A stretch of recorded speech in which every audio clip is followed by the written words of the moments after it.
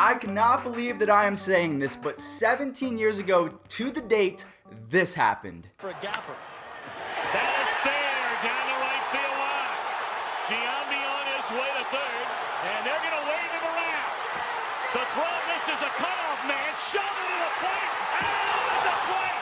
Shortstop. Both cutoff men were missed.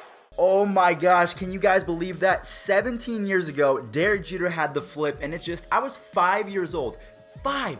Barely even a little fuzz, and this happened, and it's just it kind of makes me feel old because time just keeps flying by. Time does not stop for anyone. So if you're watching this right now and if you have any regrets in life, I just want to say, I know it might be a little bit cheesy, but go out and follow your passions, go out and do your things, because 17 years ago just flew by, and now we're here in 2018. We're about to recap the Brewers versus the Dodgers in 2018, so take advantage of every single second that you have here on Earth, because you never know when it's going to end, and time doesn't stop for anyone. But anyways, let's talk about some baseball now. Finally, there is a baseball game that we can recap, and I am so excited. There's no predictions, anything like that. Maybe until the later half of the video, because there are 2 games today. Today is October 13th, so there will be game 2 of the Dodgers at the Brewers, and then there will be game 1 of the Red Sox and the Astros. But for right now, we have to recap the craziness that happened yesterday, because man, if you guys did not watch that live, don't worry, I got your back. But oh my gosh, I bet Brewers fans and Dodgers fans were on the edge of their seat the entire game. One quick little note is I think I am coming down with something, whether it's allergies or just the common cold, because it's getting cooler outside. I'm not sure what it is, but if I sound different, it's not because I'm trying to. I'm just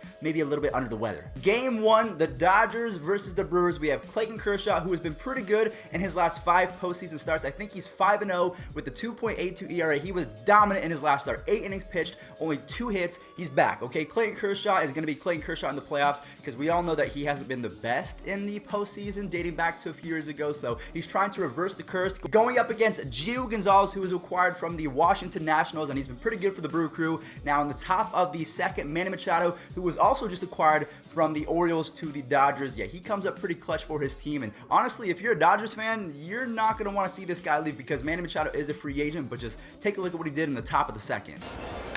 And there's one into left center field. This ball is gone for a home run. So at this point, the Dodgers strike first. They are feeling pretty good. As an Indians fan, I can say that when you're up 1-0 against a really good team like the Astros, or in this case, the Brewers, you're feeling pretty good about yourself. But then as the innings progress and the other team starts to score more runs, especially when the other team scores a run because a pitcher hits a home run, that's when you start to get a little bit worried, and that's exactly what happened. So Clayton Kershaw's on the bump. Gio Gonzalez was taken out in the 3rd inning. I don't know why he went to the bullpen so quick, but yeah. Brandon Woodruff, the relief pitcher for the Brewers, he channels his inner high school days where he used to hit bombs, and I don't know if he went to college, but I mean, I assume he hit bombs in college too, so take a look at this, because pitchers, they can still rake. Swinging a high drive, deep right center field. This ball is gone. Brandon Woodruff off of Clayton Kershaw. So we just saw Brandon Woodruff take Clayton Kershaw deep. Now there's still some stickiness that Clayton Kershaw needs to get out of in the bottom of the 3rd. We have the bases loaded, and just see what happens. Swing to line drive, base hit left center field.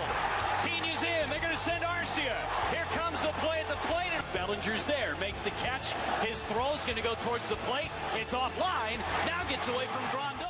And just like that, Domingo Santana makes it a 4-1 ball game, scoring Manny Pena and Orlando Arcia. Now, there's one more thing about this inning is Ryan Braun. I told you guys, watch out for Ryan Braun, because he's been playing well towards the later half of the season, and he comes in clutch as well. Swing to bouncer, through the right side of base hit. They're going to send Santana. Kemp up and throwing. The throw is cut off. Run scoring single, Ryan Braun. It's 5-1 Milwaukee. So at this point, you have a 5-1 ball game. The Brewers are sitting pretty right now. So what is the first thing that your mind goes to when you have a lead and you're a Brewers fan? Okay, let's bring in Josh Hader. Let's put our cleats on their neck and shut this game down. And that's exactly what he does. Josh Hader might be up there with the Chris Sales, the Aroldis Chapmans, the Adam Ottovinos of the world as being the filthiest pitchers in baseball. Just check this guy out. Swing and a miss. Struck him out. Struck him out. Swinging a high fly, center field. Kane's got room. Calls off Yelich. Hader with 3 scoreless out of the... So you have a 5-1 ball game. You have Josh Hader absolutely throwing filth, and they have no chance. I don't know if you guys saw those swings, but they had 0 chance at hitting those baseballs. And that people say hitting baseballs is easy. You guys don't know what you're talking about. But then we go to the bottom of the 7th inning. It is still a 5-1 ball game. But then Jesus Aguilar, I think he has the most amount of power to the opposite field of anyone in Major League Baseball that I've seen in quite some time, since Nelson Cruz or Chris Davis back when he was in his prime. But yeah, he says 5-1. That's not good enough for me, and he takes an Oppo Taco to right field. Fly ball, right field. Back on it, Kemp. On the warning track, at the wall, it's gone! Jesus Aguilar makes it 6-1 Brewers on his 2nd postseason homer. Going into the top of the 8th inning, we have a 6-1 ball game. You can pretty much eat your hot dogs, drink your beer, just relax, because you are living life, especially when you have Hader, Jeffries, and Knievel ready to go. It's pretty much a game over at that point. But Manny Machado with the bases loaded, so we saw him do it in the first half of the game with the solo home run. Now with the bases loaded, will he tie the game up? What will he do? We'll just have to check it out right here. Winds a base hit into left field, and 2 runs will score. Peterson, and right behind him is Taylor. It is now 6-3. Manny Machado delivers yet again for the Dodgers. Now it is a 6-3 ball game. Matt Kemp comes up. Runners on 1st and 2nd, so you are chipping away. It's still a 3-run lead, which against that bullpen, it's still a huge mountain to climb. But Matt Kemp, he kind of channels his inner younger self, and he comes in pretty huge as well. Bounds a base hit into left field. Rounding 3rd on his way home is Muncy, and Machado will go to 3rd. So the top of the 8th concludes. It is now a 6-4 ball game. We go to the bottom of the 8th. The Brewers are unable to score, so now we have to go back to the top of the 9th. Corey Knievel comes in for the save, and just like Craig Kimbrell does in the playoffs, Knievel made it very, very interesting. Check it out. I feel like I say check it out too much. Do I say that? Or as well? Check it out and as well. Okay, I gotta start reading more so I can expand my vocabulary, because I don't want to know you guys. Like, he says check it out and as well way too often. Come on, Fuzz. Go back to school. Learn more words. Flies one into right center field. Back at the wall. It is off the glove of Kane. There he comes. Swinging a miss. He struck him out, and this one is over. We saw Chris Taylor come in huge with a 2-out triple to right field. Lorenzo Cain almost caught that ball, but then he was unable to do it. It pops right out of his glove. That must be a pretty defeating feeling when you get your glove on and it just pops out. He was probably thinking about the wall too much, but it's a 6-5 ball game. Justin Turner comes up and he just cannot handle the high cheese. Pretty much all night he was unable to hit. I don't know what mindset Justin Turner has, because every single pitcher for the Brewers pretty much throws 95 plus. So he's got to kind of, quicken up the bat speed a little bit.